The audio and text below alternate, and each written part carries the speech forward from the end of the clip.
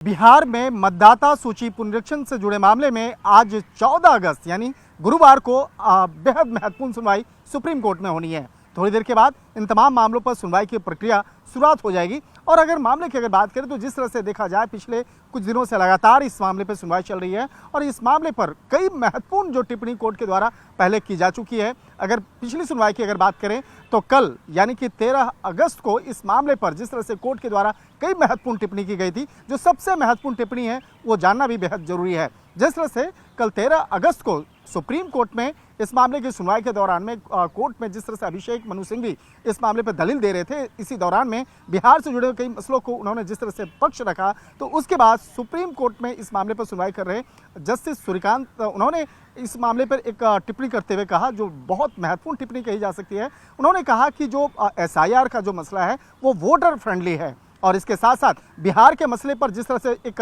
चित्रण किया जा रहा था, बिहार के मामले पर, बिहार के निवासियों पर के बारे में जिस तरह से बताया जा रहा था अभिषेक मनु सिंघवी के द्वारा, तो इस मामले में जस्टिस सूर्यकांत जो है उन्होंने कहा कि बिहार के लोग जो हैं वो बड़े टैलेंटेड होते हैं और ख़ास तौर पर अगर प्रशासनिक सेवाओं की अगर बात करें तो बिहार मूल के काफ़ी लोग IAS बनते हैं, IPS बनते हैं, IFS बनते हैं। तो यहाँ पर बिहार को हल्के में ना लें और बिहार को यूं बदनाम ना करें। तो ये बेहद महत्वपूर्ण टिप्पणी रही। इसके साथ साथ जो राहुल गांधी से जुड़े मसले पर भी प्रशांत भूषण ने कुछ महत्वपूर्ण टिप्पणी की। प्रशांत भूषण ने इस मामले पर तमाम दलीलों को देते हुए कोर्ट के सामने ये पक्ष को रखा कि जब राहुल गांधी ने एक प्रेस कॉन्फ्रेंस किया और कई ऐसे मामले उठाए जिसमें कि केंद्रीय चुनाव आयोग से जुड़े मामले थे, उसके बाद जो वोटर लिस्ट वाले जो ऑप्शन है वहाँ पर सर्च का जो ऑप्शन है वो हटा दिया गया। इसके साथ ही आधार और एपिक नंबर जो है उससे जुड़े मामले पर भी उन्होंने प्रेस कॉन्फ्रेंस किया, तो जो सर्च का जो ऑप्शन है उसको पुनः बहाल किया जाए। और इस मामले पे प्रशांत भूषण ने सुप्रीम कोर्ट से ये अपील भी की कि जल्दी से इस मामले में अंतरिम आदेश भी दिया जाए। और इसके साथ साथ उन्होंने जिस तरह से आरोप लगाया कि तकरीबन 60 लाख से ज़्यादा लोग जो हैं उससे प्रभावित हो रहे हैं और सर्च का ऑप्शन नहीं होने की वजह से भी आम लोग काफ़ी परेशान हो रहे हैं, तो इस मामले को भी कोर्ट गंभीरता से ले। तो एक तरह से कहा जा सकता है कि सुप्रीम कोर्ट में पिछले कुछ दिनों से लगातार दलीलें दी जा रही हैं, लेकिन तमाम दलीलों के आधार पर जिस तरह से आधार के मसले की अगर बात करें तो आधार के मामले पे भी 13 तारीख को सुनवाई के दौरान में हालांकि चर्चा हुई, लेकिन आधार के मामले में कोर्ट पहले ही जो एक बेहद महत्वपूर्ण टिप्पणी कर चुका है। और कोर्ट के द्वारा ये बताया गया था कि आधार व्यक्तिगत तौर पर एक उस पहचान पत्र है, लेकिन उसे नागरिकता का पहचान पत्र नहीं माना जा सकता। हालांकि आधार के बारे में कोर्ट की सुनवाई के दौरान में ये भी कहा गया कि आधार पर यह साफ शब्दों में लिखा भी होता है कि ये नागरिकता संबंधी प्रमाण पत्र नहीं है, ये आपका व्यक्तिगत पहचान पत्र है, आपकी एक विशिष्ट पहचान पत्र है। तो इस मामले को भी लेकर कहा गया। और जिस तरह से आधार को लेकर पिछले कुछ दिनों से लगातार चर्चाएं हो रही थी, हालांकि कोर्ट के द्वारा कहा गया था कि जिस तरह से यहाँ पर आधार को भी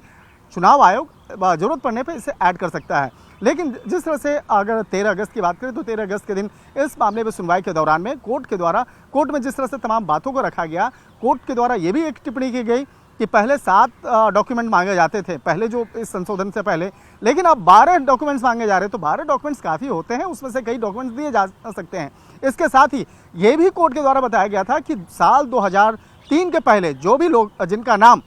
मतदाता सूची में था उनको कोई दिक्कत नहीं है, या उनसे जुड़े हुए जो उनके परिवार के सदस्य हैं उनको कोई दिक्कत नहीं है, उनसे जुड़े हुए जो आप पुराना जो डेटा आप अगर देते हैं तो वो भी मान्य होगा और उनको कोई अलग से डॉक्यूमेंट देने की आवश्यकता नहीं है। तो इस तरह से जो तमाम दलीलें इलेक्शन कमीशन के द्वारा भी दिया गया था। और कहा जा सकता है कि 13 अगस्त को जिस तरह से कोर्ट के सामने उन तमाम दलीलों को रखा गया, कई जो वरिष्ठ वकील हैं, चाहे अभिषेक मनु सिंघवी की बात करें या दूसरे अन्य जो वकीलों की बात करें, चुनाव आयोग के द्वारा भी काफ़ी महत्वपूर्ण दलील दी गई। लेकिन आज की अगर बात करें तो आज 14 अगस्त को चुनाव आयोग के द्वारा भी कई महत्वपूर्ण दलील आज कोर्ट के सामने रखा जाएगा। तो अब देखना लाजमी होगा कि इस मामले को लेकर जो पिछले काफ़ी दिनों से एक गतिरोध चल रहा है, इस मामले को लेकर चर्चाएं हो रही हैं। और ख़ास तौर पर जिस तरह से देखा जाए कि इस साल बिहार में चुनाव होना है और चुनाव के ठीक पहले जिस तरह से सुप्रीम कोर्ट में ये मसला पहुंचा है, बिहार सूची मतदाता सूची पुनरीक्षण से जुड़ा मामला, इस मामले को लेकर जिस तरह से राजनीति हो रही, चाहे सड़क की बात करें या संसद की बात करें